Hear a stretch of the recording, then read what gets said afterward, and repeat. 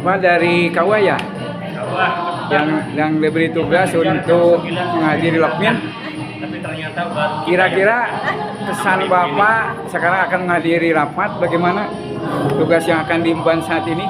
Oh, nanti kalau ada gilirannya untuk menyampaikan ekspos program, KUA selama ini berupaya untuk membangun bersinergitas dengan puskesmas, khususnya terkait dengan surat edaran dari Menteri Agama untuk calon pasangan pengantin. Pertama, yang terkait dengan kesehatan harus ada LC Mil, kemudian berupaya untuk menekan angka pertumbuhan stunting. Ini nanti insya Allah disampaikan di gilirannya nanti untuk ekspos program dari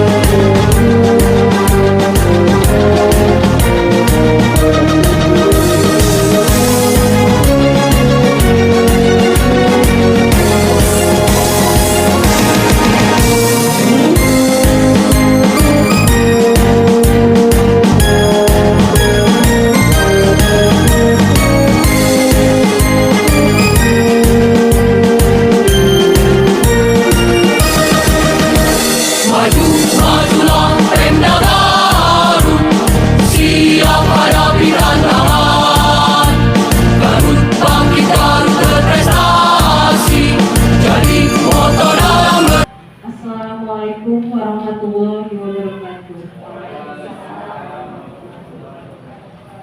Alhamdulillahirabbil alamin.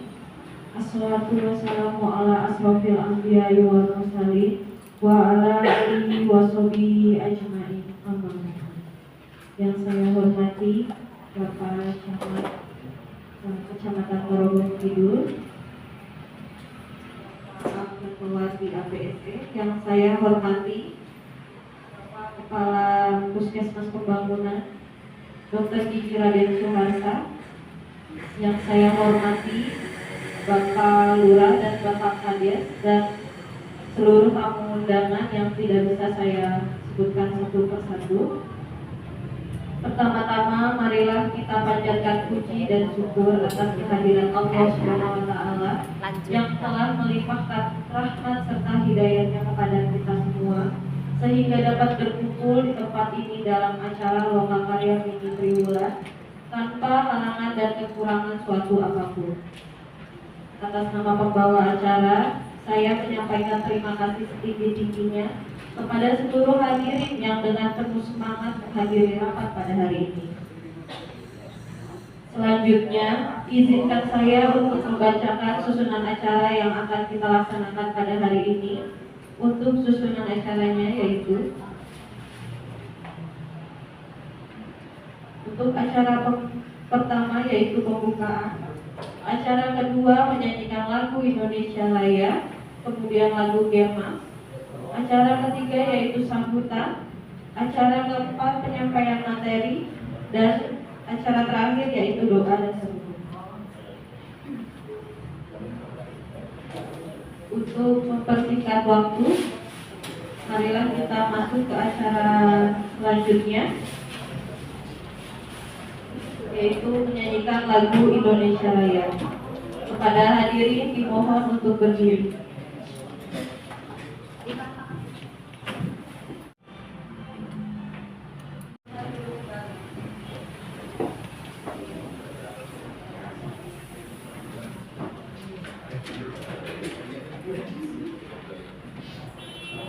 Acara selanjutnya yaitu acara sambutan. Untuk sambutan yang pertama, sambutan dari Kepala Puskesmas Pembangunan Dr. Gigi Raden Suharsa. Untuk tempat dan waktu dipersilakan.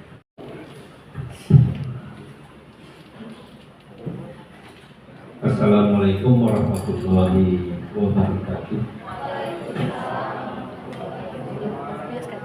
Yang terhormat Pak Tarabok itu, yang saya hormati Pak Dan Kamil, yang saya hormati Pak Lurah, Bupati Sukajaya, Bupati Karya, Pak Kepala Desa Sukargali, yang saya hormati Kepala UPT Komunitas Pendidikan atau yang mewakili, Kepala Nauba, Pak Kepala UPT PPKB PPA atau yang mewakili, yang saya hormati Ketua PKK Kecamatan Tarogong Kidul, Ketua Pokjanal Kecamatan Tarogong Kidul, juga Ketua MUI Kecamatan Tarogong Kidul, juga ada Pembina UKS Kecamatan, Ketua Pokja 4, Bidang Desa, dan Bapak Ibu semua yang hadir di ruangan ini. Alhamdulillah, puji dan syukur kita panjatkan kepada Allah Subhanahu wa Ta'ala yang mana hari ini kita diberikan nikmat sehat untuk bisa menghadiri acara makan yang menggunakan Bapak Ibu. Kalau melihat acaranya ini harusnya dilakukan per 3 bulan sekali dalam 1 tahun. Ini kemungkinan jadwal Februari, Maret, April, jadi musim pertama seperti ini. Kenapa agak mundur? Karena memang kemarin di bulan puasa di Ramadan tidak dilaksanakan, jadi dilaksanakannya baru hari. Yang mana memang lokmin bulanan ini selalu kami laksanakan dengan dasar yaitu Permenkes 44/2016 tentang manajemen puskesmas.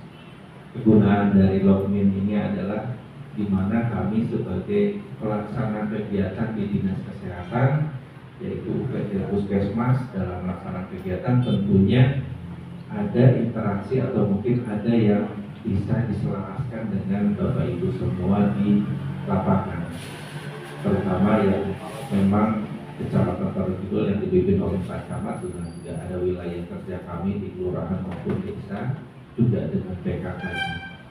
Nah, kebetulan Bapak Ibu di tahun ini ada beberapa kegiatan yang akan kami laksanakan, tentunya yang harus berkoordinasi dengan Bapak Ibu semua di lapangan, juga dengan beberapa klinik juga tentunya juga ada yang memang harus kami koordinasikan, di mana kalau dengan klinik itu biasanya berhubungan dengan rujukan Bapak Ibu.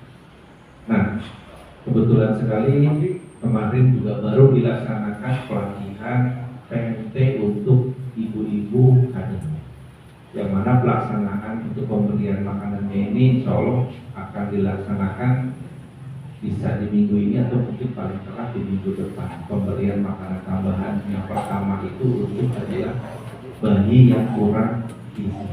Ya, nanti akan disampaikan oleh petugas kami, Ibu Lia, seperti apa nanti pelaksanaannya dan berapa lama diberikan hal itu makanan tersebut, dan untuk apa sih diberikan, supaya ada apa dan targetnya mau jadi apa nanti. Kemudian juga akan disampaikan juga hasil mungkin dari kemarin dilakukan yang namanya penari Bapak Ibu, pelaksanaan imunisasi sepekan, ya, imunisasi kejar Bapak Ibu yang dilaksanakan oleh Kementerian Kesehatan, kemudian Dinas Kesehatan, dan itu dilaksanakan oleh kami, di mana ada beberapa yang harus kami lakukan kejar imunisasinya, yaitu imunisasi dasar lengkap pada balita dan balita. Nah, ini untuk apa Bapak Ibu? Untuk menekan angka P3DM di kemudian hari. Karena memang dari imunisasi ini ada beberapa penyakit yang akhirnya menjadi KLB Bapak Ibu. Di antaranya ya difteri salah satunya. Kemudian juga ada polio juga salah satunya. Ini yang memang harus kita harus kita sikapi bersama. Ditambah juga Bapak Ibu HB yang memang Kabupaten Garut ini masih cukup tinggi. Nah, ini juga disimpulkan dan kebetulan juga baru kemarin ya dari dokter SPOG yaitu dokter Dani datang ke sini memberikan pemahaman lah ke para bidan ini bagaimana penanganan ibu hamil yang resting. Kemudian juga dilakukan USG juga oleh dokter, USG-nya SPOG yang dari rumah sakit itu dokter Ios. Itu ada di kemarin juga di ruangan kami di bawah di KIA itu dilakukan pemeriksaan, nanti mungkin bisa dilaporkan Bu Bidan berapa sih sebetulnya dari 30 tersebut ibu hamil yang memang resting. Nah, disinilah yang perlu diketahui oleh Bapak dan Ibu semua supaya nanti di lapangannya ketika kami melaksanakan kegiatan kita tersebut bisa membantu atau mungkin masyarakat yang memerlukan informasi bisa diberikan arahan. Kemudian Bapak Ibu yang tidak kalah pentingnya mungkin sudah mendengar yang istilahnya adalah integrasi layanan primer. Nah, ini dinas kesehatan sedang gencar-gencarnya mulai dari awal tahun kemarin, yang mana pilot proyek tersebut sudah dilaksanakan di Puskesmas di Selatan, salah satunya adalah Banjarwangi Bapak Ibu. Tetapi kita di Kabupaten Garut ini punya 3 lokus Puskesmas yang dijadikan tempat untuk belajar ILP oleh kabupaten lain maupun daerah lain. Kota itu ada di Cipanas dan ada di Cempaka, sedangkan kalau di selatan itu di Banjarwangi. Tapi sebetulnya Bapak Ibu itu kita laksanakan semua di 67 puskesmas. Jadi mungkin nanti informasinya Bapak Ibu kalau di lapangan nanti ada beberapa masyarakat mungkin yang masih kebingungan datang ke puskesmas pembangunan. Sekarang kami tidak menerapkan yang namanya poli, bukan poli umum, bukan poli lagi, tetapi menjadi namanya ada 5 Bapak Ibu. Klaster 1, klaster 2, 3, 4, dan 5. Jadi ingat zaman COVID ya Bapak Ibu, ada yang namanya klaster. Jadi klaster 1 itu usia produktif, nanti ada klaster 2 itu usia anak balita, kemudian nanti di klaster 3 itu juga di 1 itu manajemen, mohon maaf, kedua itu di KIA, di klaster 3 itu usia produktif, ya bisa sama dengan poli umum. Di klaster 4-nya itu nanti di bagian surveillance-nya untuk di lapangan, dan 5 itu di klaster terutama ada UGD gitu. Nanti bisa disampaikan sedikit. Nah, hal-hal inilah Bapak Ibu yang harus kami sampaikan supaya ada pemahaman. Dan memang waktu awal-awal diterapkan itu terjadi penumpukan pasien di bawah, tetapi sedikit demi sedikit itu bisa terurai dan sekarang sudah mulai berjalan. Tapi juga Bapak Ibu tidak kalah penting juga permasalahan di lapangan ini soal DBD Bapak Ibu. Nah, ini DBD juga sudah pernah saya sampaikan waktu itu di kecamatan bagaimana kita menyikapinya jangan sampai terjadi KLB-nya DBD. Ini terjadi tiap tahun Bapak Ibu, ya, mau kita rajin atau tidak sih kurang begitu memahami juga kenapa sih sebetulnya, apakah karena kita termasuk Indonesia yang beriklim tropis, kelembabannya cukup tinggi sehingga nyamuk tersebut sangat senang sekali ada di Indonesia. Tapi ada diciptakan atau mungkin ditemukan suatu solusi baru yang mana nanti akan dipernahkan nyamuk DBD juga, tetapi yang akan melawan nyamuk DBD yang Aedes aegypti. Nah, ini nanti dari surveillance mungkin Pak Hasan bisa sedikit menjelaskan bagaimana sebetulnya hal ini. Bahkan nanti akan ada tambahan lagi vaksin DBD Bapak Ibu, nambah lagi satu lagi vaksin DBD. Nah, inilah nanti akan kami sampaikan di sini. Mudah-mudahan bisa dipahami, mudah-mudahan juga Bapak Ibu semua bisa mengikutinya sampai dengan selesai. Nanti juga memang kalau ada yang perlu ditanyakan silahkan ditanyakan, sehingga kami di sini bisa berdiskusi dengan Bapak. Yang terakhir, kemarin juga sudah diminta untuk beberapa kader ya, Pak Kades, untuk dijadikan kader pusku untuk pelaksanaan ILP ini. Jadi saya memerlukan surat SK dari kelurahan atau mungkin dari desa Pak untuk kader 2 ditempatkan di pusku. Jadi ini betul-betul kader ditempatkan di pusku dan membantu pelaksanaan ILP di pusku. Ya kalau menanyakan gimana nanti kalau misalkan ada komponen segala macam, itu sudah disiapkan oleh Dinas Kesehatan, makanya diminta SK-nya sebagai dasarnya untuk pembayaran tersebut. Nanti juga para kader tersebut akan diminta untuk membuat ini di BJP. Ya, jadi karena kita punya 2 pustu, Sukajaya dan Mekargali, sebagai Mekargali, jadi kadernya ada 4 di situ. Tapi juga informasi ke Bapak Ibu semua, tolong dibantu untuk yang Sukagali dan Sukakarya, tolong kalau memang ada lahan yang bisa dijadikan pustu. Yang kalau waktu pertama saya bilang hibah, tapi kalau memang tidak ada, maka minimal 400 meter ajukan ke kami. Nanti kami akan mengajukan lagi ke Dinas Kesehatan dan akan dibangun pustu di tempat tersebut.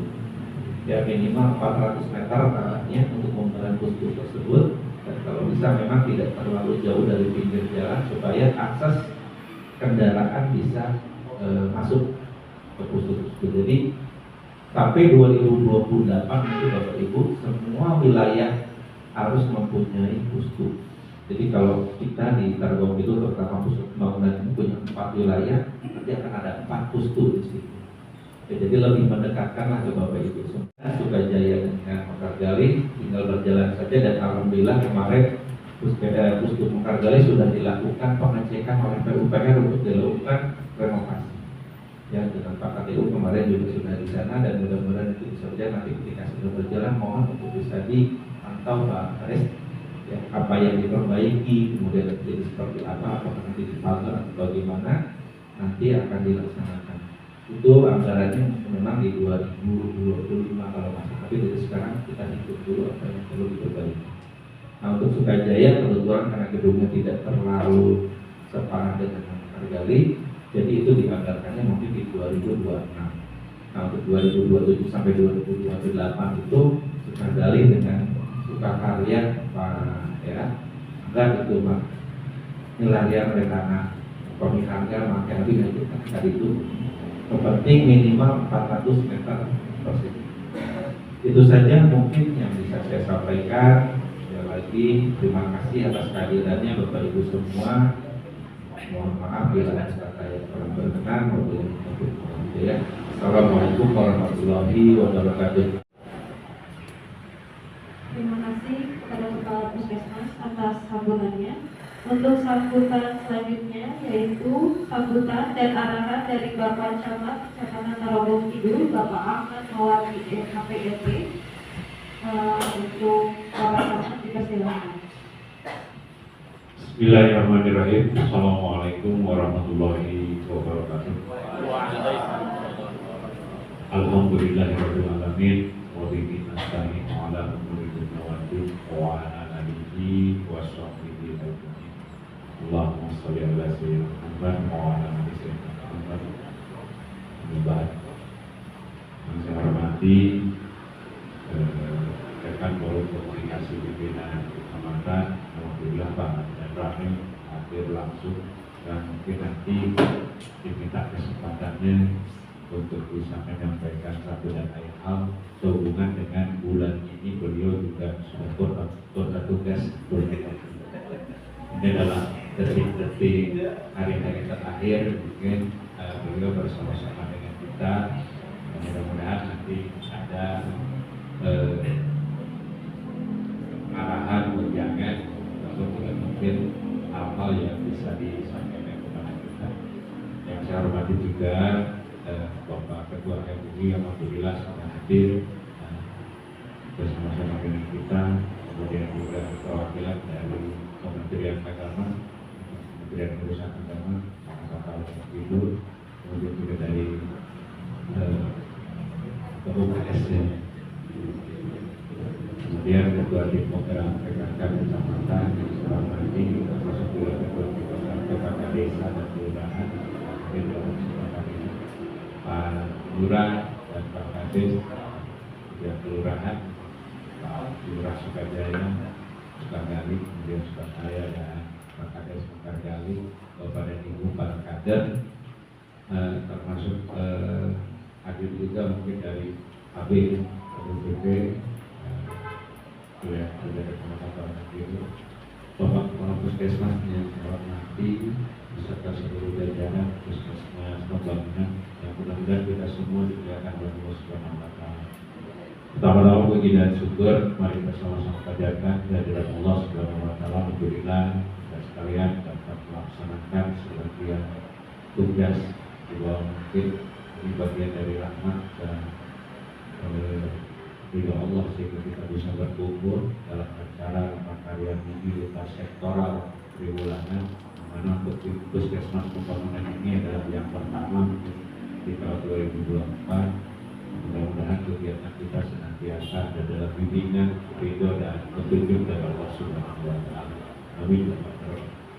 Bapak dan Ibu yang saya hormati, sebagaimana tadi sudah diuraikan oleh Pak Kapus bahwa kegiatan Bapak Karya Mini ini adalah merupakan kegiatan yang sangat penting untuk kita bisa melakukan koordinasi dan komunikasi terkait dengan kewajiban dan kewenangan kita untuk memberikan pelayanan yang terbaik kepada masyarakat, terutama di bidang kesehatan. Artinya tugas memelihara kesehatan masyarakat itu tidak hanya kewajiban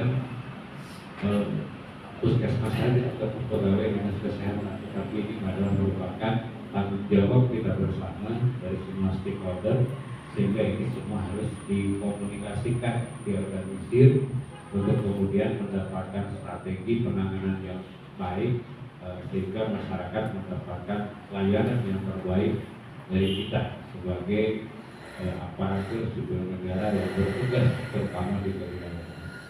Walaupun dalam mekanismenya sering saya juga menyampaikan bahwa ini adalah tugas utama dari kecamatan.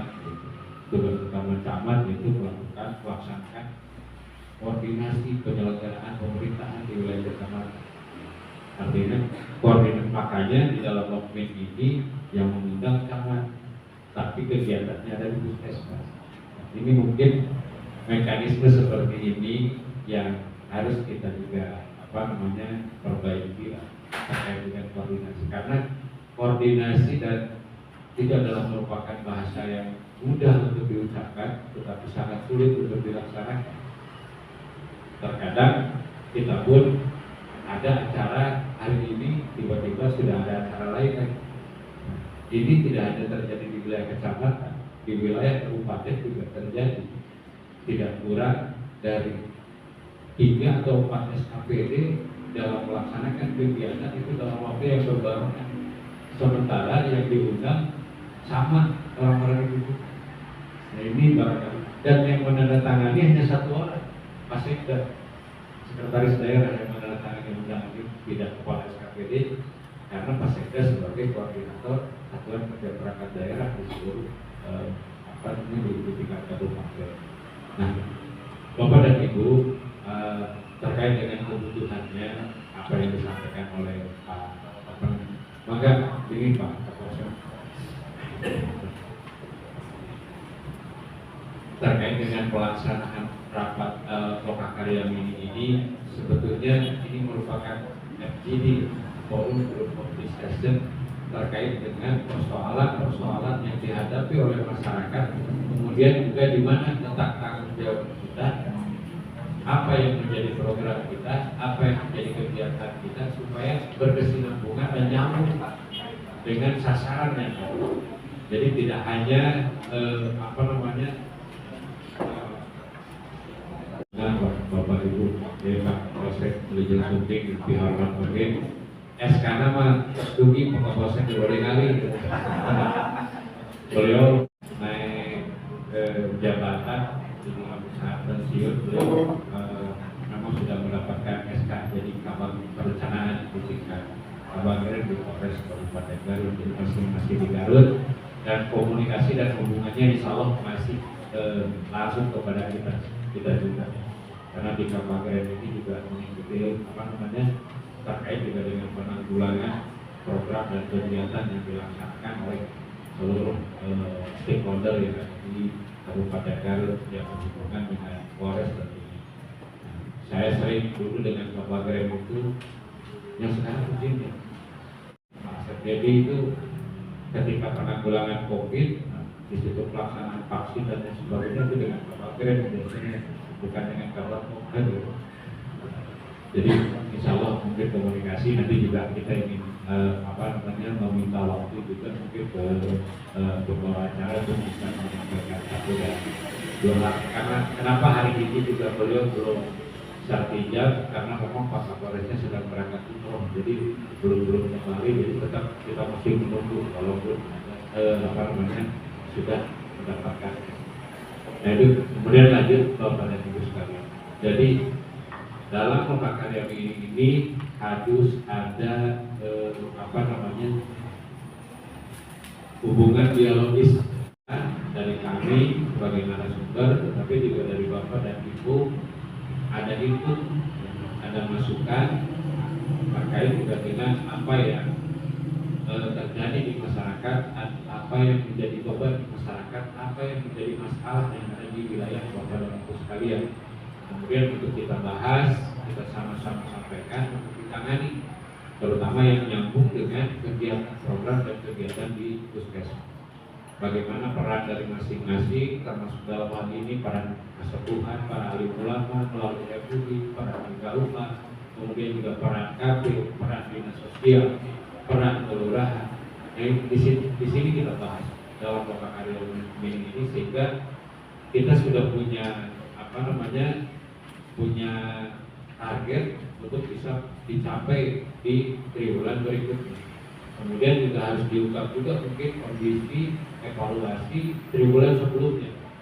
Nah, seperti apa program yang dilaksanakan, kejadian-kejadian luar biasa apa saja yang dialami oleh masyarakat, termasuk dalam hal ini DBD yang berdarah yang memang hari ini kita juga tidak bisa memungkiri bahwa ini adalah kondisi alam, apalagi menjelang kemarau biasanya itu terjadi. Justru pada saat hujan DBD berkurang, tapi kalau menjelang kemarau terjadi.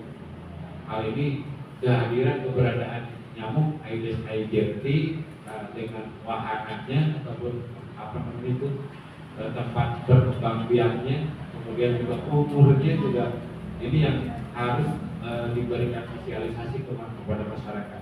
Karena ini hampir mirip kepada Ibu seperti malaria di wilayah Papua. Jadi setiap yang sudah bertugas di wilayah Papua ataupun di wilayah yang memang di situ terdapat rawa-rawa, itu senantiasa muncul malaria. Nah, DBD pun seperti itu. Untuk malaria mungkin masih ada antinya dalam mungkin mungkin ya tidak melalui kina atau melalui pil yang memang dibahas. Tapi untuk DBD ini masih dilakukan penelitian apa memang butuh divaksinasi supaya ada kekebalan di dalam tubuh. Kemudian juga ada metode lain itu dengan tadi bahkan mengembangbiakan lagi nyamuk musuhnya sebagai musuhnya. Dan biasanya masalah kapukul apa kami digigit kurangin atau tepat supaya lewat di polesan bodas ini kalau pada tampil masakannya di bodas jika sinar terbang dari dari mulai mau nyamper ke daya propos itu pada kami itu strategi kita seperti itu.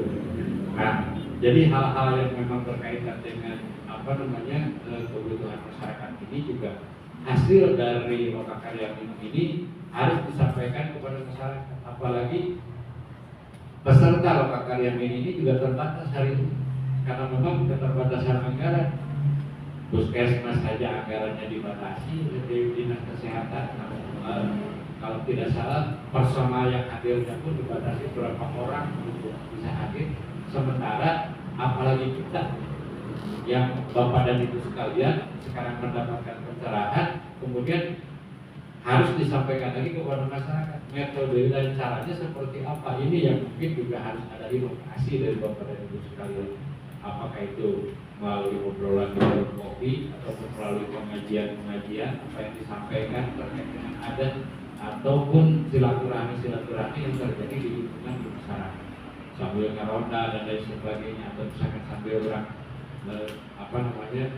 daripada ibu-ibu baik dan sini siaran kami kapan air dari sawah mahaya gitu bisa ngarumpi. Nah, ngarumpi itu isi obrolan itu dengan materi yang memang hari ini kita bahas gitu. Jadi ngarumpi positif, bukan ngarumpi ngobrol sanes. Nah, ini barangkali Bapak dan Ibu sekalian memang harus mendapatkan perhatian.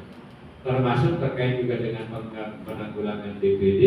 Sekarang muncul lagi, kami juga mendapatkan perintah, ada surat edaran dari Pak Bupati terkait dengan harus adanya pembentukan tim ataupun satuan tugas khusus untuk bisa menginventarisir ataupun mengantisipasi apabila terjadi kasus DBD, karena ini penyebarannya tidak bisa diprediksi. Apabila satu rumah di dalam satu lingkungan itu terdapat titik nyamuk, perkembangannya ke tetangga yang lain, ini akan lebih cepat seperti itu. Kecuali kalau memang mereka bisa bersih-bersih juga. Makanya kita senantiasa melakukan antisipasi, terutama terkait dengan melakukan fogging dan lain sebagainya. Nah, untuk melakukan fogging ini sendiri justru di dinas kesehatan dan di kita anggarannya juga terbatas, tidak harus ada partisipasi dan peran serta dari warga masyarakat dan lingkungannya masing-masing. Makanya di situ gunanya adanya RW, gunanya ada kegiatan-kegiatan di RW sendiri yang bisa menanggulangi kebutuhan yang sifatnya lingkungan, yang sifatnya untuk kebutuhan lingkungan. Termasuk tadi, kalau percuma kalau di satu rumah ini bersih, kemudian juga melaksanakan kegiatan-kegiatan yang memang senantiasa kita gemborkan. Hari ini kita dengan Kamis dan Jumat bersih, gitu ya. Termasuk juga bagaimana upaya kita bisa membersihkan tempat-tempat atau wadah-wadah bekas yang memang itu berpotensi untuk menyimpan genangan air. Termasuk terkait dengan kulkas yang di bumi pribadi, oke sambil lah. Di kulkas kadang-kadang sekilan bersihan, kadang-kadang kombinasi mejijer atau kombinasi dengan tempat masak itu kan ada penampungan airnya, kadang-kadang lupa izin itu jadi genangan. Memang resepnya air itu mah dengan air bening gitu kan, dengan air jernih gitu seperti itu, tidak diselopkan, tapi kita tidak sadar berbeda bersih gitu. Kadang-kadang cair dengan gelas 2 atau 3 hari simpan ada yang tersimpan. Itu di gelas kita yang bersih, lupa minum. Ya iya mah pengalaman pribadi gitu ya. Ini kemarin memang sering dikatakan mungkin kadang-kadang ke rumah dinas, kadang-kadang di rumah dinas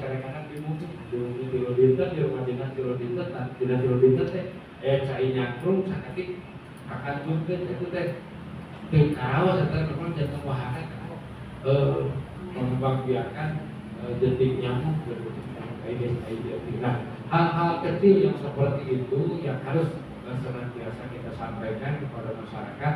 Kelengahan kita kadang-kadang kita menganggap itu hal yang sepele, hal-hal yang remeh, padahal kalau diteliti, ditelaah itu ternyata bisa menjadi menyebabkan kasus yang besar. Tentu di samping juga dengan program-program yang lain yang memang digemborkan seperti tadi terkait dengan pengadaan Bapak dan Ibu sekalian untuk sekali penyediaan posyandu. Nah sekarang ada kan mungkin beberapa lahan yang memang itu awalnya bisa dicari kemudian menjadi milik daerah, milik pemerintah daerah, itu bisa alokasikan keberadaan aset itu untuk kebutuhan yang sifatnya sangat mendesak. Contoh soal misalkan untuk kegiatan posyandu karena memang tadi Bapak dan Ibu ini kalau di kelurahan sebetulnya pengadaan tanah pun dia tidak bisa hibah kecuali desa. Kalau di desa bisa kita minta hibah karena memang dari carik kalau bisa dipakai carik biasa. Tapi kalau kelurahan ini adalah merupakan aset Pemda. Yang namanya aset pemerintah daerah itu bisa dimohonkan dari dinas untuk bisa dipergunakan seperti masyarakat, termasuk mungkin terkait dengan posyandu itu sendiri. Untuk kelurahan Sukakarya kalau memang tidak memiliki carik ataupun tidak memiliki tanah, itu ada yang menawarkan kemarin punya kepala dinas pendudukan dan catatan sipil yang di samping kelurahan itu yang dibelokkan. Kalau nggak salah itu waktu itu cuma posisinya dibelokkan pas tikungan kan, pas tikungan apakah ini memungkinkan, dan itu cukup luas ya, kalau tidak salah ada lebih dari 400 meter. Kalau memang pemerintah daerah bisa menginisiasi itu untuk menjadi milik daerah atau pengadaan lahannya, sebetulnya bisa Pak Lurah ya. Nah, paling itu yang dibutuhkan dua terkait dengan posyandu itu, terkait dengan posyandu. Nah, itu barangkali Bapak dan Ibu yang bisa saya sampaikan pada kesempatan ini. Sebagai bahan tambahan, mungkin sekali lagi saya ingin menyampaikan terkait dengan program dan yang sudah ditetapkan oleh pimpinan terkait dengan pelaksanaan Jumat bersih dan Kamis bersih. Jadi bukan berarti saat kita jemput bersih, paling tidak sebelum kantor yang SKPD dan kelurahan, terutama di kantor-kantor atau di rumah-rumah, kalau bisa sampai ke tatanan rumah tangga. Jadi dari rumah tangga, kalau luar ada di Kamis kamu gotong royong bersih di halaman masing-masing lah minimal seperti itu. Kemudian hari Jumat juga, dan untuk para pegawai terkait juga dengan pakaian dinas Bapak dan Ibu. Nah, pakaian dinas kita kadang-kadang agak kesulitan. Kalau hari Senin kita harus pakai BPH, kadang-kadang juga pakai korpri, kadang-kadang juga pakai pakaian adat untuk hari Senin. Hari ini memang susah, jadi kemudian perintah juga dadakan.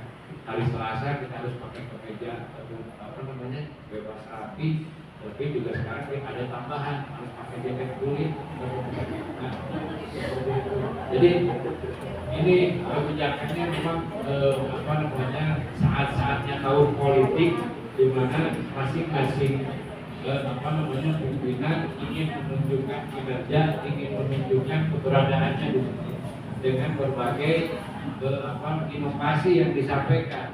Karena tadi bukan kegayaan yang berjaket kulit, tetapi produk-produk kulit itu justru tujuan pimpinan bagaimana ingin memajukan UMKM yang ada di wilayah Kabupaten Garut. Kita paham bahwa Garut memiliki potensi usaha kecil dan mikro atau usaha masyarakatnya dari kulit salah satu. Oke, palingan di waktosna ada mau nganggo kopiah haji ya. Kopiah haji kan memang tiara oleh-olehnya kayak disangkan, kadang-kadang itu orang sangkan, terusnya Pak, kalau orang itu orang sangkan tuh. Jadi diisalkan itu kamu kan dicari ke orang bibir.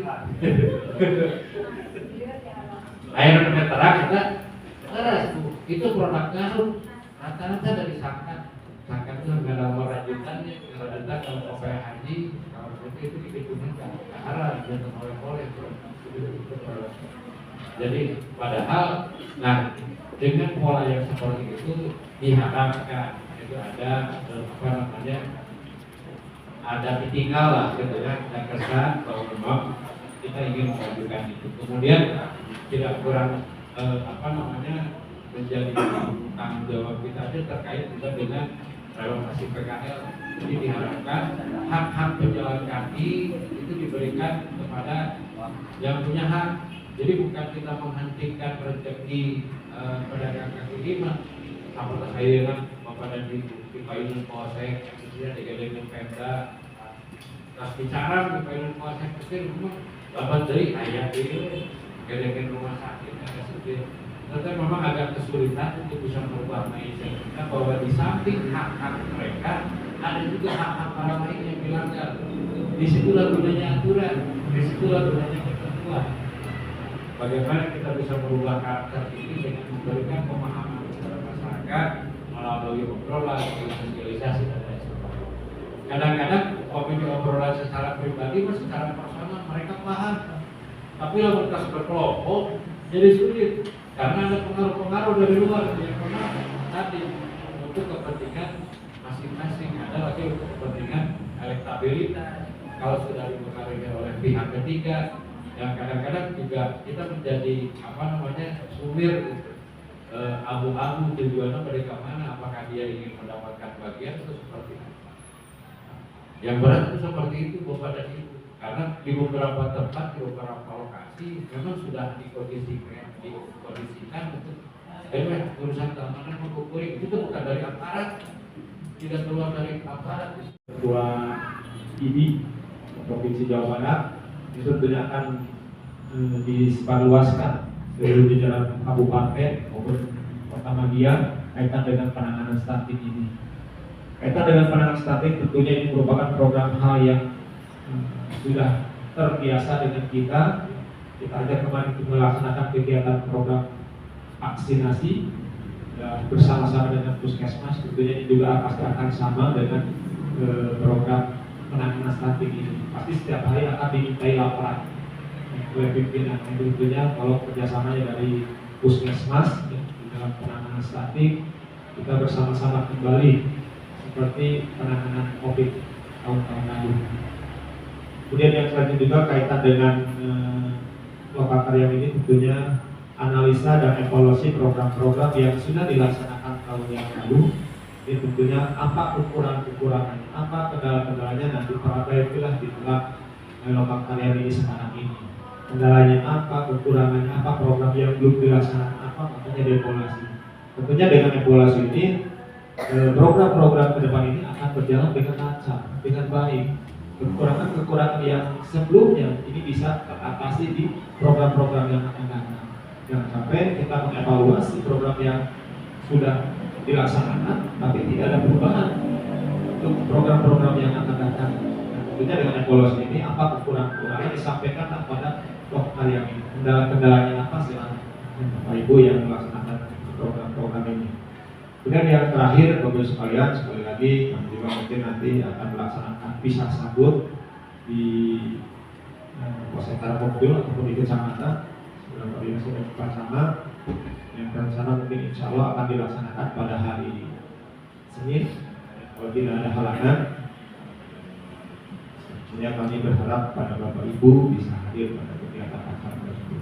Demikian mungkin yang dapat saya sampaikan. Terima kasih atas perhatiannya. Mohon maaf segala kekurangan. Bila walidaya. Assalamualaikum warahmatullahi wabarakatuh. Terima kasih kepada Bapak Kapolsek Tarogong Kidul atas sambutannya. Untuk acara selanjutnya yaitu penyampaian materi. Untuk materi yang pertama akan disampaikan oleh Ibu Bikor tentang KIA kepada Bidan Reni. Silakan.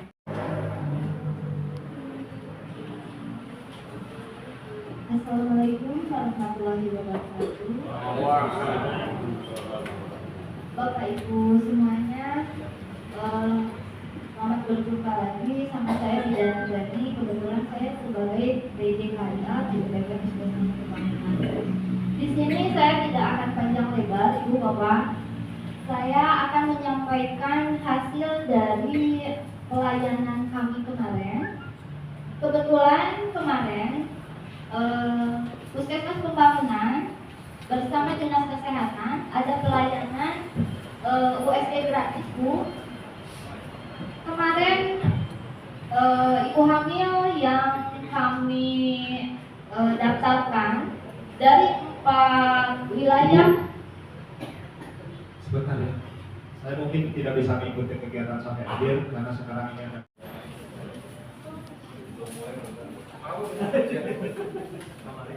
Saya lanjutkan Bapak Ibu. Kegiatan kemarin dari 4 wilayah yang termasuk ke UPT Puskesmas Pembangunan, kami daftarkan sejumlah 30 orang ibu hamil yang masuk resti. Di sini dikhususkan resti karena kalau semua didaftarkan USG, ya kami akan kelabakan ya Bu ya. Kami dikhususkan yang masuk resiko tinggi, di antaranya yang hipertensi, yang kemudian ada yang epilepsi juga. Dari 30 ibu hamil yang didaftarkan, kemarin yang hadir sejumlah 27 orang, Bapak Ibu. Dari 27 orang itu, kami dapatkan hasilnya ternyata ada 5 yang kembar. Kemudian kami langsung merujuk sebanyak yang harus dirujuk itu sebanyak 5 orang. Namun yang berhasil kami rujuk sebanyak 3 orang. Alhamdulillah kemarin langsung ada yang sito Kelurahan Sukajaya Bapak. Alhamdulillah langsung dilahirkan, alhamdulillah terselamatkan. Kemarin terpantau tensinya 194. Pasien tersebut sebetulnya sudah kami tangani minggu kemarin, sudah kami lakukan penanganan rujukan, sudah kami kasih rujukan, namun balik lagi beliau tidak berangkat. Nah, pas kegiatan kemarin, alhamdulillah datang dan tidak bisa pulang lagi. Akhirnya langsung dirujuk ke rumah sakit dan alhamdulillah terselamatkan. Bayi dan ibunya sehat dan selamat. Namun masih ada PR satu lagi, Pak, Bu. Ada satu pasien dari daerah Makassar yang menolak, Pak. Sudah ada beritanya mungkin ya, Pak. Sampai Pak Budi Oco datang, tidak tahu ada apa sampai menghubungi Pak Budi Oco. Dikiranya kami menahan pasien, Pak. Ya. Padahal kami bukan menahan pasien. Kami ingin mengkonfirmasi ke keluarganya, takutnya kejadian yang tidak diinginkan. Kebetulan pasien tersebut tidak memiliki kartu jaminan kesehatan. Jadi dalam kesempatan kali ini, kami sebagai bidan, kami sebagai tenaga medis ingin meminta bantuan yang sebesar-besarnya yang tidak akan terus kami henti-hentinya untuk minta bantuan. Tolong untuk disosialisasikan tentang kelengkapan administrasinya, tahu. Soalnya apa? Kami keterbatasan sebagai medis, kami hanya bisa membantu dalam pelayanan medis, tapi dalam kelengkapan administrasi kami terbatas. Kalau misalkan tidak urgent, masih ada waktu, kami masih bisa mentolerir. Cuma takut kejadian seperti kemarin yang di Sukajaya. Untungnya pasien tersebut memiliki BPJS. Jadi kemarin cuma tinggal mengasih edukasi bahwa ke keluarga bahwa ini bahayanya seperti itu, yang awalnya menolak mungkin karena ya seperti kita lah, kalau dirujuk ke rumah sakit ada takut-takut gimana ya Pak Bu.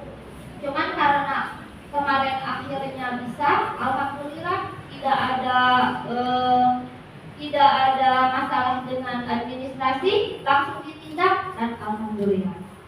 Nah, untuk selanjutnya kami mohon dengan sangat tentang kelengkapan administrasi Bapak Lurah, Bapak Kades dan ibu-ibu semua, tolong untuk diingatkan terus kepada Pak RT, Pak RW yang lebih dekat dengan masyarakat, supaya selalu diingatkan tolong dilengkapi kelengkapan administrasinya.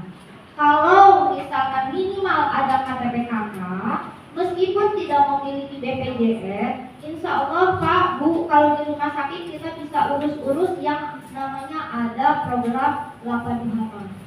Yang penting ada KTP sama KK. Yang paling susah dan nanti baliknya ke bidan lagi pihak rumah sakit udah tidak punya BPJS, KTP KK juga tidak punya. Nah, apalagi mohon maaf yang nikahnya siri, seperti kejadian yang Kelurahan Sukagali minggu kemarin ya Bu ya, kasih juga pusing ya Bu. Di kami malah jadi tempat curhatnya mertua dan menantu. Jadi kami itu sudah pusing dengan kebidanannya, dengan medisnya. Jadi mohon bantuannya untuk masalah administrasinya. Itu mungkin Sampai bulan sekarang, bulan Mei, alhamdulillah wilayah kita tidak terjadi angka kematian ibu, bapak ibu, alhamdulillah. Mudah-mudahan sampai ke depannya juga jangan sampai terjadi angka B. Karena meskipun ada satu, kita tetap sebagai KLB disebutnya. Ya, kita dapat rapor merah. Itu mungkin bapak ibu yang bisa saya sampaikan. Wabillahi taufiq wal hidayah. Wassalamualaikum warahmatullahi wabarakatuh. Terima kasih kepada Ibu Mikor yang telah menyampaikan materinya. Untuk materi selanjutnya yaitu PMT lokal yang akan disampaikan oleh PJ Gizi, Ibu Lia. Ibu Lia.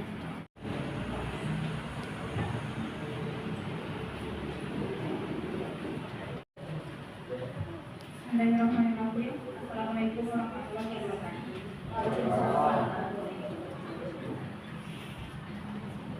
Ini Pak Kapus, ini Pak Camat, pada kami Pak Kapolsek, Pak Lurah, Pak Kades, dan semua tamu undangan. Izin menyampaikan rencana kegiatan program gizi PT Puskesmas Pembangunan tahun 2024. Nah, di sini yang masih hot ya Pak ya tentang stunting, bahwa hasil survei kesehatan Indonesia tahun 2023 itu menyebutkan bahwa stunting di Kabupaten Garut naik sekitar 0,5% dari tadinya 23,6% di tahun 2023 dan tahun 2022, kemudian tahun 2023 menjadi 4,01%. Berbanding terbalik dengan jumlah balita stunting di wilayah sejak PT Puskesmas Pembangunan, alhamdulillah kami menurun ya. Jadi di sini data hasil entry Februari 2023 itu jumlah stunting total 215, untuk Februari 2024 turun menjadi 201 orang. Tentunya mungkin untuk stunting itu dari pengukuran Pak, mohon ya. Nanti mungkin ke depannya kalau misalkan ada rencana mengadakan pelatihan, mungkin salah satunya bisa disisipkan tentang pelatihan penimbangan sama pengukuran. Soalnya kalau pengukuran itu nggak simpel menimbang paku ya, jadi ketika ditimbang kan tinggal naik aja, tinggal berdiri udah ada hasilnya. Kalau untuk mengukur itu ketika misalkan disuruh berdiri dan tumis kakinya nggak nempel di tiang penyangga, tentunya nanti hasil pengukurannya jadi pendek ya, seperti itu mungkin ya. Nanti bisa berkala dilaksanakan pelaksananya ya. Nah, di sini ada rencana PMT pos lagi Ibu.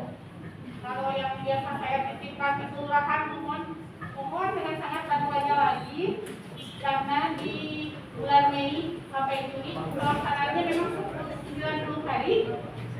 PMT pos itu sasarannya balita usia 0 sampai 35 bulan dengan status gizi stunting dan status gizi baik dari ukuran berat badan maupun tinggi badan. Jumlah sasaran 76 orang, untuk usia 0 sampai 4 bulan ada 6 orang, 16 bulan 6 orang, 12 sampai 23 bulan 31 orang, 24 sampai 35 bulan ada 34 orang. Ya, lama pemberiannya 90 hari.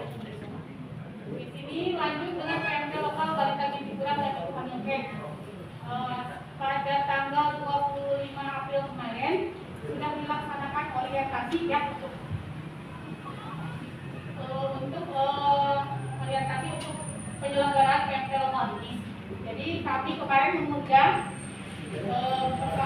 kedua PPPKK Kelurahan, desa, KPK, sama 3 pada total undangan itu ada 20 undangan.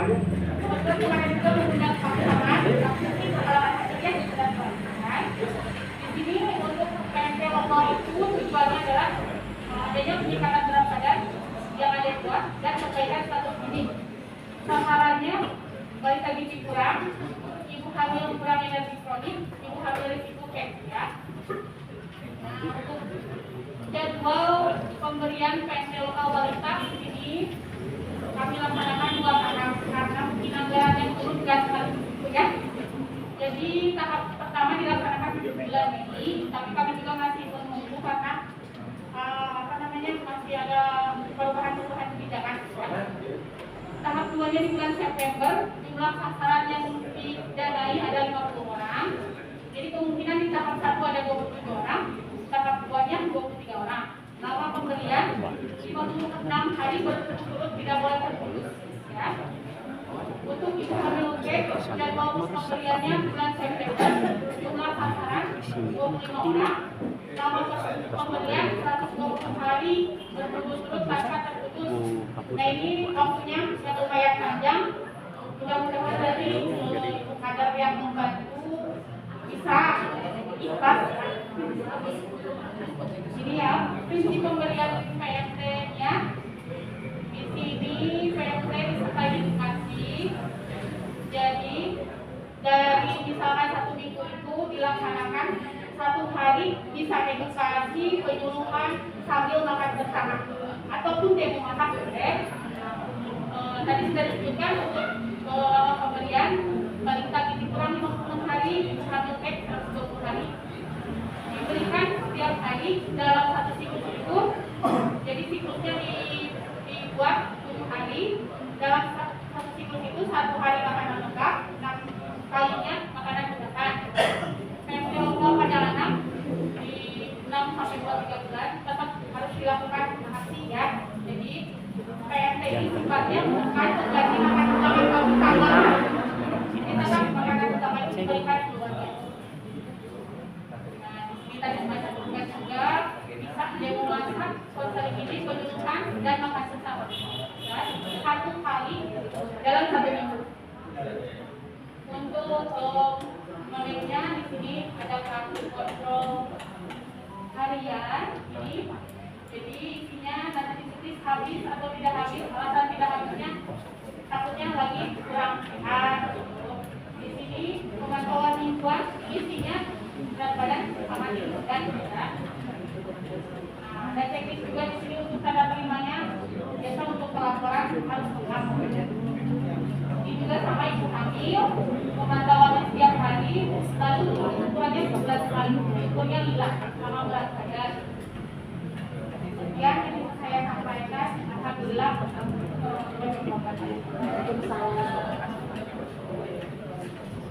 Terima kasih kepada Bu Lia untuk penyampaian materinya. Untuk materi selanjutnya yaitu jejaring dan jaringan yang akan disampaikan oleh Ibu Haji Wafi.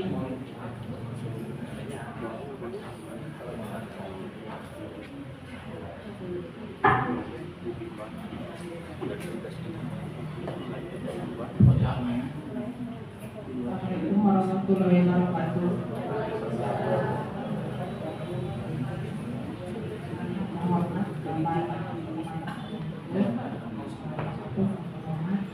Bapak Ibu, terima kasih atas waktunya. Mungkin sekilas saya sebagai penanggung jejaring dan jaringan. Mungkin di kali ini, Lokmin kali ini baru menayangkan dan juga mengundang dari 6 klinik. Mungkin mohon diketahui juga oleh Bapak Ibu, terutama Pak Kades, Pak Lurah, tokoh masyarakat, bahwa di wilayah kita di wilayah kita khusus pembangunan terdapat beberapa klinik. Mungkin sudah pada tahu yang ada di Kelurahan Sukakali, terutama yang paling banyak klinik Mahesa yang mungkin sudah pada tahu tempatnya yang di Jalan Simanu itu melayani rawat inap sama rawat jalan. Untuk petugasnya ada yang hadir? Untuk selanjutnya mungkin klinik Pratama Tarogo yang terbaru di Kelurahan Sukakali yang dekat lampu merah arah Samarang. Mungkin itu klinik rawat inap juga sama rawat jalan. Terus yang seterusnya klinik Cicendo. Alhamdulillah dalam kesempatan ini Bapak Dr. Edward dengan senang hati bisa dapat hadir di acara pertemuan ini. Terima kasih Pak Dokter. untuk mungkin klinik Visiono udah pada tahu pelayanannya seputar mata itu udah berlaku melayani BPJS. Juga untuk klinik mata juga menerima BPJS. Untuk klinik Pratama ada yang hadir? Pratama Tarogong melayani BPJS belum ya? Untuk Pratama Tarogong dulu pernah melayani BPJS-nya. Sementara sekarang mungkin nggak tahu kendalanya apa, jadi dukungan melayani Pratama. Untuk klinik yang lainnya, klinik Aster PKBI ada petugasnya? Oh, Menteri. Makasih untuk petugas klinik Aster. Untuk klinik Aster pelayanannya itu dititik fokuskan ke pelayanan keluarga berencana dan penanganan HIV ya, HIV/AIDS. Itu untuk klinik Aster yang bertempat sekarang mah di lorong ya, di lorong di belakang kantor Korpri ya, ya museum ya. Dulu yang sekarang dipakai bangunan damkar, dulu yang tempat di sana. Terus mungkin untuk jejaring di bawahnya membawahi bidang desa, bidang praktek mandiri. Mungkin di wilayah ibu bapak semua ada ya, terutama Sukakali yang paling banyak. Terus Sukajaya untuk Mekarkali cuma satu, bidang Nobi yang di RW 3 kalau salah. Untuk Sukakarya cuma satu, bidang Rani. Terus untuk praktek dokter mandiri ada 6 untuk Sukakali yang paling banyak, Mekarkali tidak ada. Sukajaya mungkin ada satu baru yang anaknya Bu Mutiara Eti. Untuk Sukakarya ada dokter Mustaqim yang di klinik Suci Utami. Mungkin semua klinik tidak luput dari kerjasamanya untuk puskesmas pembangunan, terutama menyangkut program-program yang berhubungan dengan penyakit. Apalagi sekarang mungkin klinik dan tempat dokter praktek mandiri dititik beratkan untuk bekerjasama dengan puskesmas dalam hal penanganan kasus TB paru yang dicanangkan menjadi program nasional.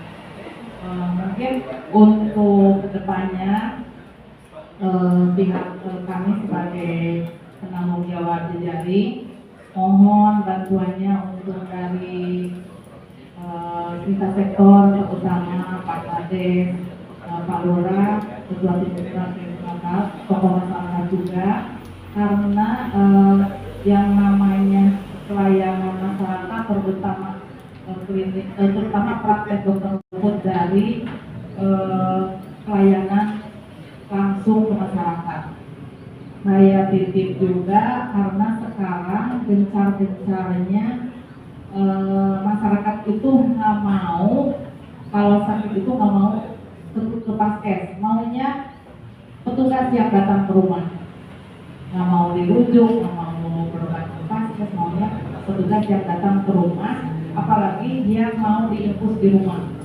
Mungkin Bapak Ibu udah banyak yang mengetahui ya, sekarang itu banyak yang kalau sakit itu nggak mau datang ke paskes, maunya petugas datang ke rumah.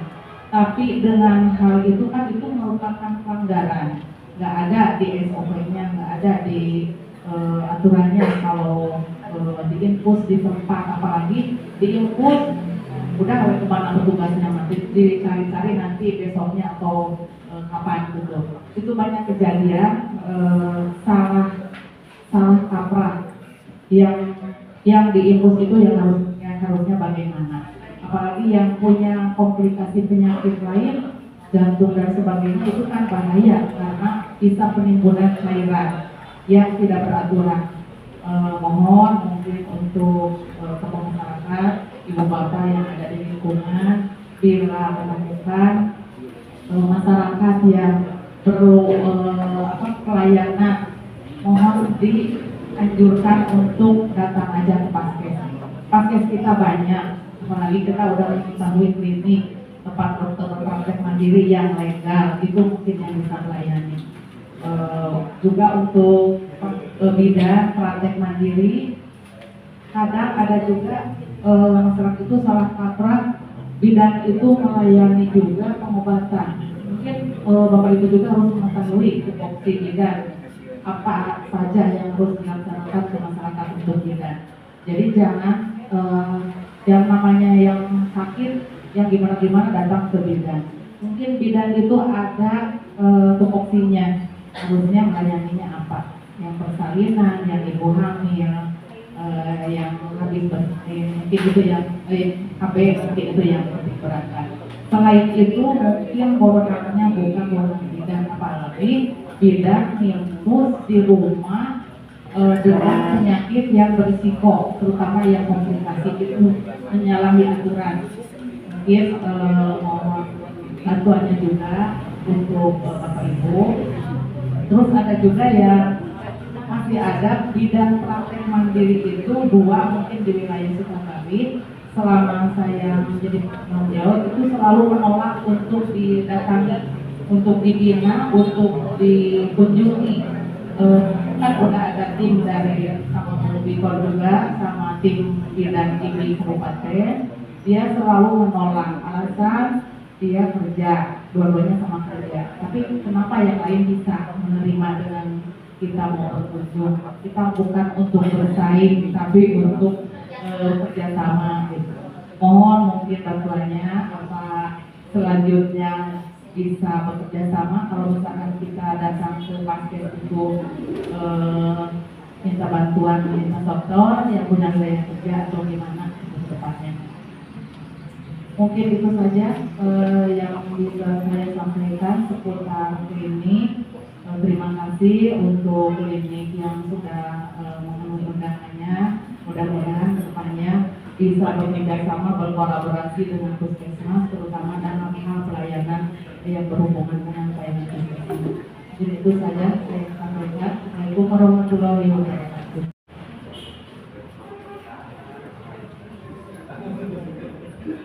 Terima kasih kepada Bu Haji Watinah yang telah menyampaikan materi tentang jejaring dan jaringan.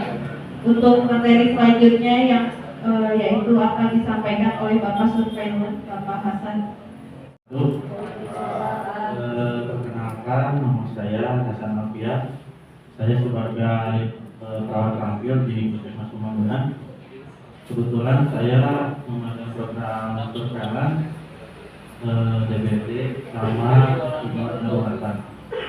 Yang akan saya jelaskan pada hari ini yaitu terkait penyakit DBD, di mana minggu belakang itu Bapak PD Bupati Kabupaten Garut sudah mengeluarkan surat edaran terkait kasus DBD di Kabupaten Garut.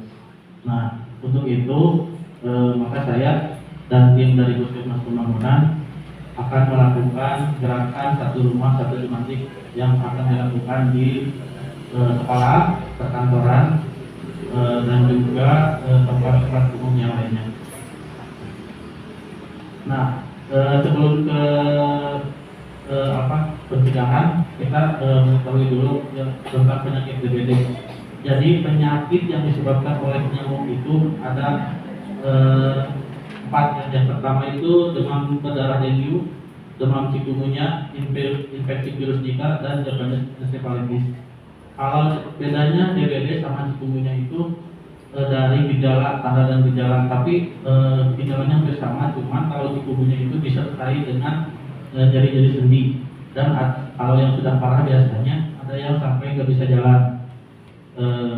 Terus kalau kasus chikungunya masih bisa ditangani. Kalau DBD, kalau yang sudah parah biasanya sangat mematikan ya Pak ya, di hari ke-3 ya. Lanjut.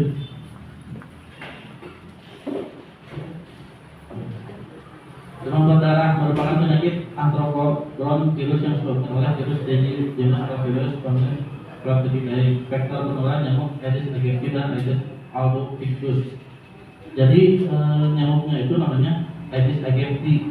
Nah, sekarang itu lagi musim-musimnya ya, karena dari musim penghujan ke musim panas, dan dari dugaan dari analisa dari puskesmas kita itu biasanya di bulan Januari sama dengan bulan Mei kasus DBD biasanya meningkat di wilayah kerja PT Puskesmas Pembangunan. Dan minggu-minggu kebelakang juga ada beberapa daerah seperti Sukakarya, Baluran, terus Sukagali, RW-nya sudah menghubungi saya untuk dilakukan penyelidikan atau investigasi ke lapangan apakah benar itu DBD atau tipoid. Karena banyak sekali kader ataupun warga yang langsung nelfon ke saya, Pak, di sini ada yang DBD, di sini ada yang DBD. Ternyata pas dikunjung itu orangnya itu bukan orang situ asli, jadi ada yang ngekos, ada yang kerjanya di situ tapi rumahnya di Leles atau di Karangpawitan. Sedangkan kan kalau disurvey, diinvestigasi tentang jentiknya bisa dilakukan oleh nanti dari puskesmas. Lanjut. Nah ini ya pengertian penyakit DBD yang tadi: demam tinggi 2-7 hari, nyeri kepala, nyeri belakang bola mata, nyeri otot, ruam pada kulit. Kalau yang sudah parah bisa perdarahan dan leukosit menurun, trombosit menurun, hematosit naik. Nah kalau yang sudah parah bisa sampai terjadi kematian ataupun bisa masuk ICU ya Bu ya. Belum ada obat yang khusus untuk DBD sampai saat ini. Untuk kasus DBD belum ada obatnya, paling harus dengan penanganan cepat. Kalau misalkan trombositnya sudah turun banget, kita harus dilakukan rujukan untuk dirawat di rumah sakit. Dan kedepannya juga Dinas Kesehatan dan Kementerian Kesehatan juga akan melakukan vaksin DBD. Biasanya nakes dulu ya, biasanya nakes dulu yang dulu biasanya. Nanti mudah-mudahan tahun 2025 vaksin DBD sudah terrealisasikan. Nah, penularan DBD virus dengue 8-12 hari kemudian nyamuk menjadi infektif. Jadi, nah ini penyebarannya ya. Biasanya di daerah yang tropis, kebetulan di Indonesia itu termasuk daerah yang tropis ya, sangat rentan sekali terkena DBD di Indonesia ini. Nah ini situasi dari tahun ke tahun hampir sama ya. Di bulan Januari pasti ada kasus DBD. Nah terus ini yang di 2023 ya, ini menurut analisa saya setiap tahun kasus DBD itu meningkat di bulan Januari, terus April sampai Mei. Nah biasanya meningkatnya itu di bulan Mei, kebanyakan di bulan Mei. Makanya kalau misalkan ada keluarga ataupun masyarakat yang terkena DBD sekarang boleh berobat dulu ke puskesmas. Di puskesmas sekarang ada pemeriksaan FS1 dan IgG-IgM dan itu gratis, tidak dipungut biaya untuk pemeriksaan screening awal ya untuk di sini. Kalaupun misalkan tidak bisa di puskesmas, boleh lapor ke saya, nanti saya langsung investigasi ke lapangan dengan tim dari puskesmas Pembangunan. Di bulan Mei, terus bulan Juni, di bulan Juli turun. Biasanya di bulan Agustus ada peningkatan karena kan itu mau musim penghujan, September, Oktober, November. Biasanya Oktober, November itu nggak ada, di Januari baru ada lagi. Gitu ya siklusnya. Ini pun hampir setiap tahun seperti ini. Nah sekarang juga bulan Mei, minggu kemarin saja saya sudah periksa ada hampir 8 yang suspek dengue. Tapi itu juga belum dilakukan pemeriksaan agar keterbukaannya diduga pemeriksaan suspek dengue. Nah ini penyebabnya ya Bu ya, yang disebut ini COVID, perubahan iklim. Perubahan iklim itu sangat berpengaruh terhadap penyakit yang ada di daerah tersebut.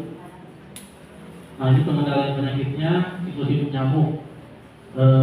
Siklusnya nyamuk berkembang biak pada air yang bersih. Jadi ini ya soal camat tadi oke. Jentik nyamuk DBD mah resepnya di bening-bening. Mun dina salokan virus mah waras teh dan omnya bening-bening jentiknya pasti bakal ayam. Gitu. Telur mampu bertahan sampai dengan 6 bulan di tempat kering dalam. Nah, hindari gigitan.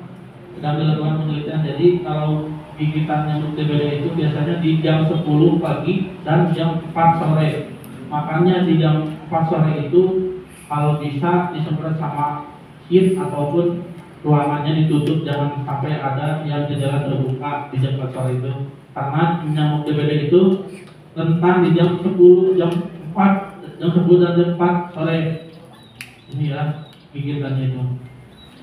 Nah ini mengurangi populasi, menghambat perkembangan jalan nyamuk PSN. Jadi dari dinas kesehatan itu untuk penanganannya itu dengan PSN. PSN itu pemberantasan sarang nyamuk rutin setiap 1 minggu sekali. Tadi Pak Camat udah mengisyaratkan untuk melakukan pembersihan di hari Kamis dan Jumat. Nah untuk hari Kamis itu Jumat itu bisa dilakukan sambil PSN ibu ya.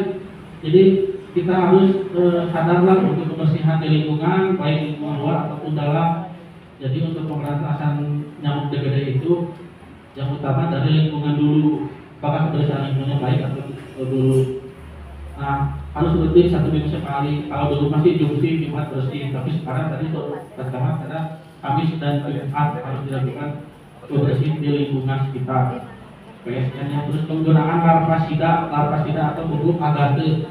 Saya sudah membagikan ke beberapa RW yang terkena ada kasus DBD di wilayah tersebut. Minggu kemarin saya di Jakarta sudah membagikan larvasida dan juga di sebetulnya juga sudah pada teman-teman air alami maupun buatan. Nah, upaya pengendalian vektor demam berdarah merupakan salah satu penyakit virus yang ditularkan. Nah, ini yang tadi upaya penanganan kasus DBD, pengendalian PSN, pembentukan jangan DBD. Jadi nanti kedepannya mungkin kalau bisa, kalau yang di perkantoran ataupun di rumah, jadi harus ada jumantik juru pemantau jentik, 1 rumah 1 juru pemantau jentik. Nanti saya akan bagikan formulir jumantiknya. Jadi di situ ada daftar checklist. Jadi ada 1 orang yang mengecek lingkungan rumahnya, apakah di rumahnya ada jentik atau tidak. Nanti ada tempat-tempat yang ada jentiknya, nanti saya ini. Supaya mengangkat kasus DBD, pengobatan secara cepat, pelatihan dan penyelidikan kesalahan DBD. Nah, ini bila untuk screeningnya tadi menggunakan NS1 itu dengan rapid seperti waktu COVID itu dulu yang rapid antigen yang diceprek di tangan dia. Jadi kalau misalkan ada warga masyarakat demam 3 hari nggak turun-turun, boleh dibawa ke sini. Nanti saya periksa NS1-nya apakah itu DBD ataupun penyakit lainnya. NS1 kebetulan di puskesmas Pemenang sudah ada dan itu tidak dipungut biaya, boleh di sini diperiksa. Menghentikan KLB DBD yaitu PSN serentak melakukan fogging. Nah untuk fogging Kabupaten Garut itu Dinas Kesehatan itu tadi tertutup dengan anggaran.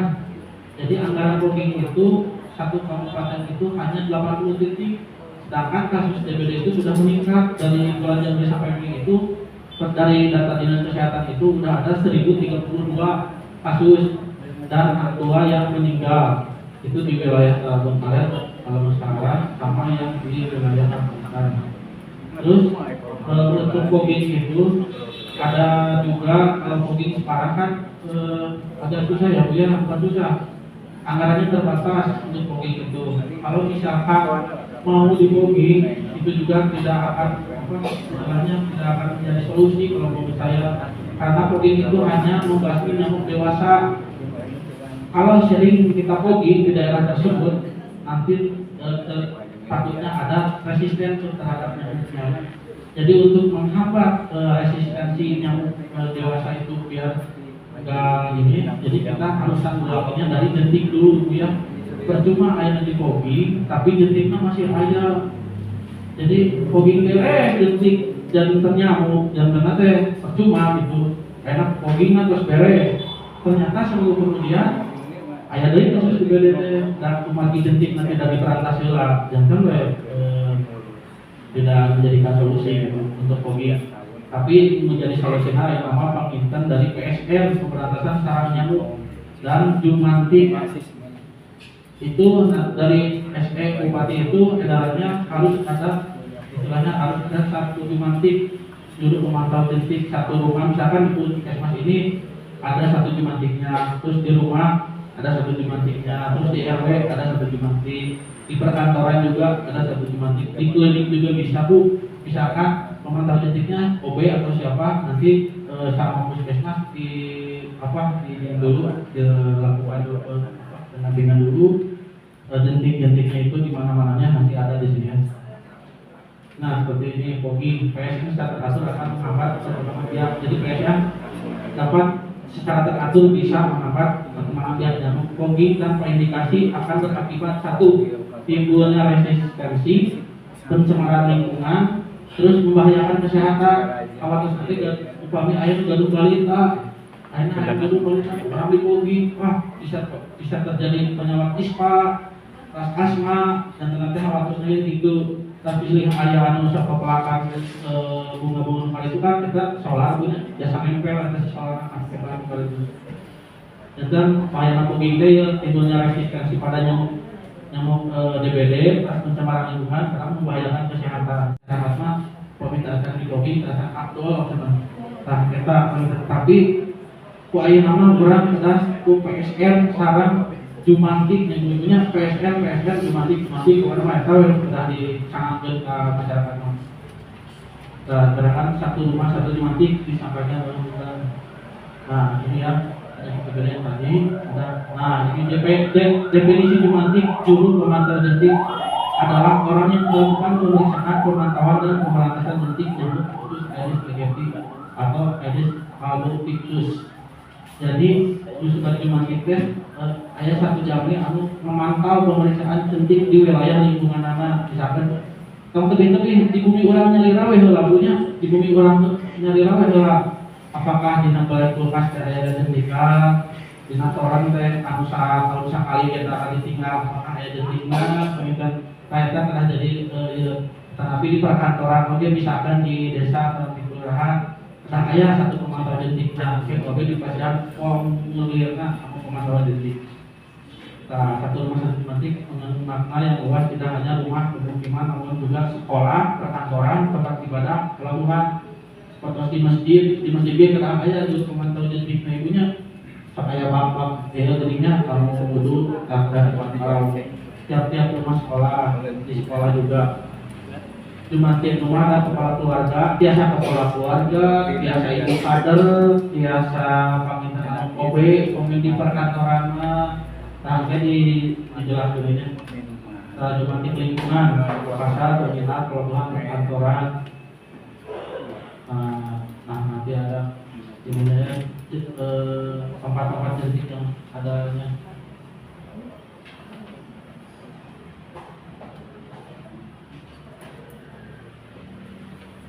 Nah, ini ya. Nah, di sini biasanya terdapat jentik-jentik kalau di rumah. Terus dari semen, biasanya kalau dari semen ini rumah hidup nyamuk ya suka ada air, kalau tidak mengalir itu bisa jadi sarang jentik. Terus tong sampah, ban bekas, ayeuna kan sok anu disebut teh maka aqua dikumpulkan bingunnya eta waktu sananya ban bekas kalau itu bekas kardus bekas. Gantungan baju, akhirnya di bumi sok digantung-gantungkeun, akhirnya bisa terjadi iya bu, kalau yang nyamuk, sarang nyamuk. Tempat makan hewan peliharaan, pilihan gaduh kandang ayam atau napi manuk kalau itu, nah dibersihannya di noparasi wadah nanti biasanya sok aya jentik kan sama beningnya biasanya sudah dibersihan setiap 2 hari atau minggu sekali. Ember, bak kamar mandi, restoran di air di belakang, bak penampungan di bawah lemari es, perangkap semut, pas bunga biasanya bu di ruang tamu, pilih bina air jentik, pas karang air di luhur, hujan, pilih air ngeyembe di luhurna, mending garing ngebut air kain mengambang gitu. Kolam di taman, kolam oke kalau misalnya saya lautan. Menikahnya dikeringkan tapi mau dilakukan ada sawios bu sama kan jentik mah biasanya laut cupang laut mukal itu kan biasa di belakang sarang pas tanaman kita nah ini indikator target DBD angka kematian DBD 1%, terus angka bebas jentiknya lebih dari 95%, angka kesakitan penderita DBD 48/177. Jangan bilang peduli DBD jika belum menjadi Jumantik di rumah sendiri. Nah, jangan teh ada tidak kesadaran daerah tentunya karena orang misalkan ternyata ayo warga masyarakat banyak pogi abi teh seger gitu nyumpir di pogi teh abi bingung di panggilan pemain di pogi ada aya PSR saya dipantau oleh jentik teh percuma gitu ada di pogi beres yang dewasa jentik anu ieu ada yang tuntas gitu dan kayak apa orang yeun walaupun panggilan PSR tadi suruh pertama kedah aya bersih di hari Kamis sareng Jumat mau saya nama sadayana lingkungan rumah perkantoran atau di tempat-tempat rencana sekolah-sekolah orang diaktifkan dari panggilan gitunya panggilan gitu diarti panggilan biar hati kuali daya Assalamualaikum warahmatullahi wabarakatuh. Sedikit ada tambahan ya. Kira-kira Assalamualaikum warahmatullahi wabarakatuh. Tambahan dari program TV yang mana nanti akan diadakan pelatihan kader. Jadi tolong untuk Bapak Lurah, Bapak Kades mempersiapkan 5 orang kader untuk dilaksanakan pelatihan yang mana akan dilaksanakan insya Allah Rabu depan tanggal 15 Mei di Puskesmas ini. Nanti yang pelatihnya dari tim dinas ya. Mungkin itu nanti bisa dijapri ya karena harus segera mungkin nama-nama kadernya dan menindaklanjuti dari Pak Kapus yang mana tadi harus mempersiapkan kader minimal itu 2 orang untuk membantu pelaksanaan ILP sebetulnya nanti. Termasuk juga mungkin Pak Kapus harus mempersiapkan yang Sukabumi dan Sukakarya juga, ya. Jadi kadernya itu yang memang bisa IT juga Bu, karena nanti membantu ke untuk pelaporannya itu secara online nanti. Jadi biar sekalian gitu lah 7 kader yang memang mau bekerja dan bisa menggunakan IT juga. Selanjutnya tolong kepada Pak Lurah dan Pak Kades menindaklanjuti hasil sosialisasi 25 kecakapan kader itu tolong di posyandunya dipantau kembali oleh Ibu Ketua PPKK-nya. Berhubung kami dari Puskesmas nanti langsung penilaian seperti kemarin ke Sukakarya kami sudah melakukan kunjungan ke posyandu yang mana kami sudah melakukan sosialisasi, kami sudah melakukan pembinaan, tetapi tetap di posyandu masih gitu-gitu aja. Ya, contohnya di grup posyandu baik Sukabumi, Sukakarya, Sukajaya, Menghargai itu share fotonya belum ada yang melakukan kunjungan oleh kader, betul nggak? Ada yang share foto kegiatan yang perimbangannya, panjang badannya, tingkat perut, pemeriksaan ibu hamil, ada nggak yang share penyuluhan kader oleh kader? Belum ada ya. Jadi pas kemarin dicek-cek itu kami belum apa ya? Kenapa itu belum? Karena itu untuk penilaian kader-kader tersebut ya. Kami cuma mengecek dari foto-foto kegiatan yang bisa di grupnya masing-masing, ternyata masih belum pelaksanaannya untuk penilaian 25 kecakapan kader. Jadi sekali lagi kepada Ibu TPPKK mohon bantuannya juga Pak Lurah dan kader mungkin yang ada di sini mohon bantuannya untuk peningkatan kemampuan kadernya yang mana nanti tidak dijadwalkan ya Teteh Ibu. Jadi kami serta-merta datang ke posyandu langsung ngecek, langsung melihat. Pertama mungkin melihat pelayanan pelaksanaan di posyandu yang 5 pelayanan itu sudah benar apa belum. Nah langsung ditanya kadernya. Ternyata kebanyakan kadernya masih gitu ya Pak ya, masih tetap gitu ya. Kami juga memang tidak harus gitu ya. Memang harusnya ya langsung bisa, tapi kami juga bertahap lah gitu ya. Tetapi tidak tetap sudah dikasih tahu tetap nggak bisa, tetap belum paham, belum ngeh bahwa setiap kader itu dinilai atau apa ya? Ya dicek gitu ya, dicek kemampuannya itu. Jadi mohon bantuannya juga sekali lagi. Mudah-mudahan ibu bapak untuk ada yang datang bisa meraih tanda-tanda yang baik untuk bisa meningkatkan 25 kecakapan secara belajar.